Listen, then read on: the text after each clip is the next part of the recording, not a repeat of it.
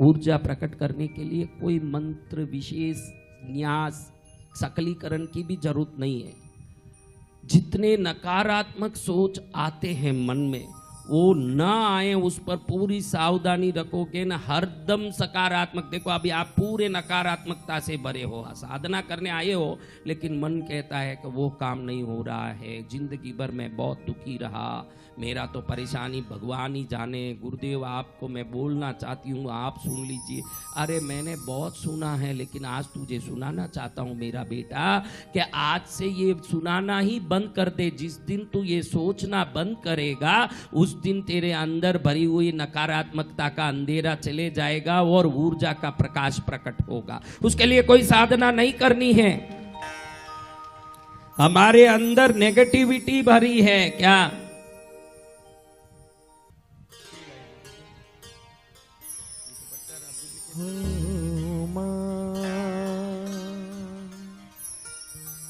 तो महाराज, ये ऊर्जा प्राकट्य की विधि जो है, इसमें ये धरती भी काम करती है।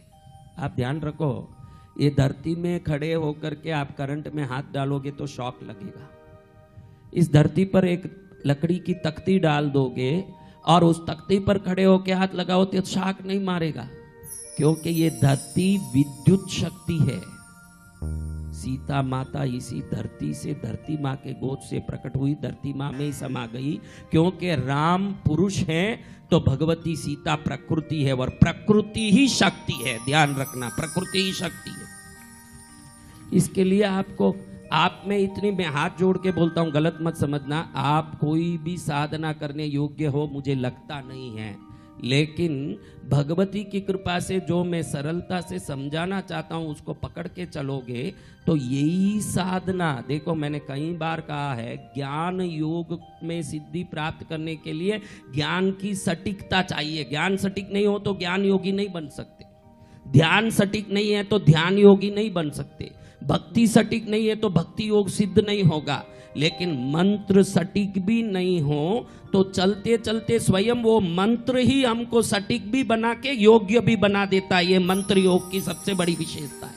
मंत्र साधना करते समय शुरुआत में हम योग्य हों जरूरी नहीं। आप में कोई नहीं मानोगे कि मेरी ये गलतियां हैं, क्योंकि इंसान का स्वभाव है अपनी गलती नहीं मानता। वो उसको समझा दो तो मेरी क्या गलती है, मैं तो बराबर चलता हूं मेरे जीवन में। अगर गलती समझ आती तो गलती करता क्या, उसको वो अच्छा लगता है तभी करता है। कई लोगों को मैंने देखा है सभा में ऐसे ही बैठे रहते, ऐसे ही कोई नहीं देख रहे हो तो नाक का सेड़ा लेके मुंह में डाल लेते हैं। अच्छा नहीं लगे तो डालेंगे, देखा है मैंने बेटा, देखा है, आपको बता रहा हूं उदाहरण। अगर उसको अच्छा नहीं लगे तो करेगा। कई लोगों को देखता हूं ऐसे मुंह में उंगली डाल के, हाथ डाल के फिर उसको सूंघते हैं। ये सब विकार है, उनको समझ नहीं है कि ये एक विकार है। समझ पड़ गया? तो आप में भी कोई ना कोई विकार है, मेरा बताया हुआ विकार ना भी हो, कोई ना कोई विकार हर एक में है। मंत्र साधना की सबसे बड़ी विलक्षण शक्ति ये है कि मंत्र हाथ पकड़ के माँ की तरह बच्चे को अपने लक्ष्य तक पहुंचा देता है। दूसरे किसी साधना में ये संभव नहीं है। देखो अभी आपको बताऊं, ज्ञान योग में सिद्धि पानी हो, अज्ञानी ज्ञान की ओर जा रहा हो, लेकिन ज्ञान पूरा होने के बाद ही वो ज्ञानी कहलाएगा कि नहीं? ध्यान पूरा होने के बाद ही वो ध्यानी कहलाएगा कि नहीं? लेकिन अभी से आप लोग आज से मंत्रवादी कहलाओगे। ये मंत्र योगी साधना का प्रभाव है। आप आज से ही मंत्र साधना करने वाले कहलाओगे। लेकिन जिसमें ज्ञान अधूरा है उसको आप देख के ये ज्ञानी है बोलोगे क्या? आप बोलोगे पहले पूरा ज्ञान लेके आ फिर बोलेंगे तुझे ज्ञानी। तो पूरा ध्यान की सिद्धि लेके आ फिर तुझे बोलेंगे हम ध्यानी। लेकिन मंत्र साधना तो माला लेके जो भी बैठा है, अरे ये साधना कर रहे हैं साहब, भगवान जाने अंदर में क्या कर रहा होगा। लेकिन हाथ में एक माला लेके कोई भी बैठा हो ऐसे ऐसे कर रहा है, उसको कोई भी पूछे कि ये क्या कर रहा है तो क्या बोलेंगे लोग? बोलो हाँ। इसका अर्थ क्या है?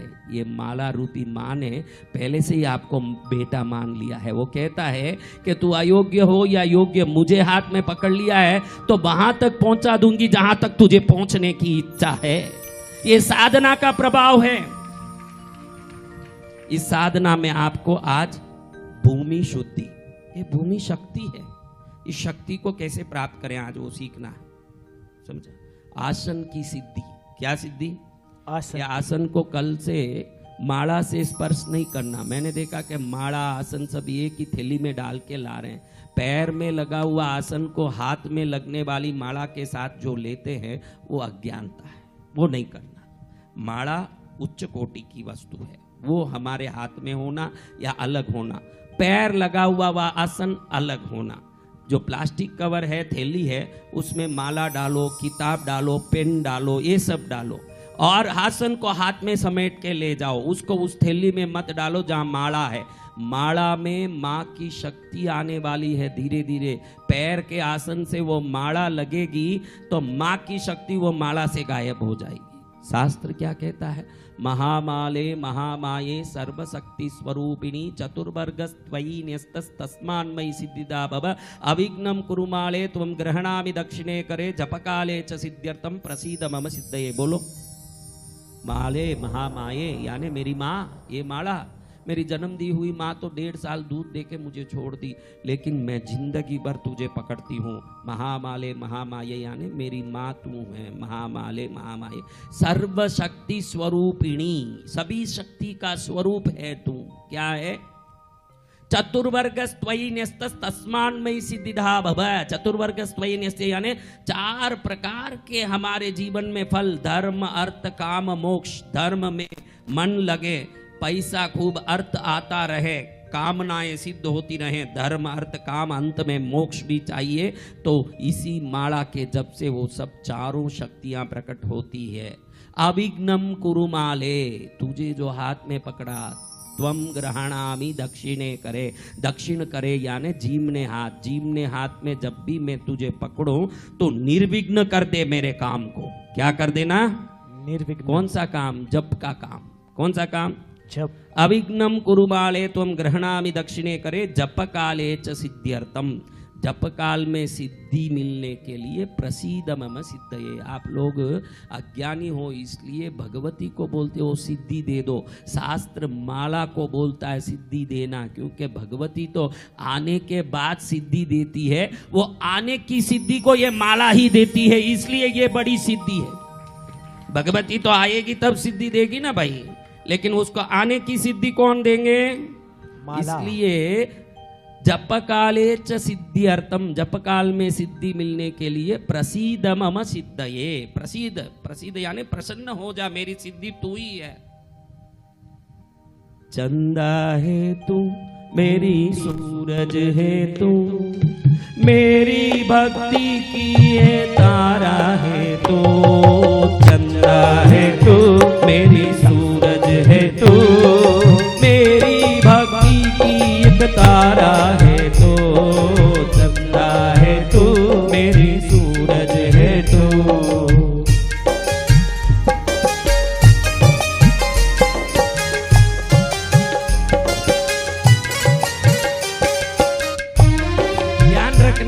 इसकी बड़ी इज्जत रखना। कभी जीवन में ये अपने पैरों को स्पर्श नहीं करना चाहिए। कई लोग पे हाथ दुखता है तो घुटने पर रख के जाप करते हैं। नहीं बाबा, ये दिल से नीचे उतरने की चीज नहीं है। ये यहाँ रख के जप करें, यहाँ रख के जप करें, यहाँ जप करें। नाभि के नीचे ये उतर गई तो हमारे जीवन में भी यश कीर्ति नीचे उतर जाएगी।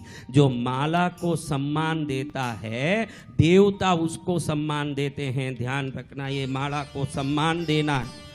8 दिन में इतना सीख लोगे, गांव में जाओगे तो आपको लोग पंडित जी बोलेंगे, क्योंकि गुरु के साथ जो जुड़ता है, ध्यान रखना, पारस पत्थर के साथ लोहा भी आ जाता है संपर्क में तो वो भी सोना हो जाता है। तो गुरु के पास आया हुआ हर अज्ञानी भी पंडित हो जाता है।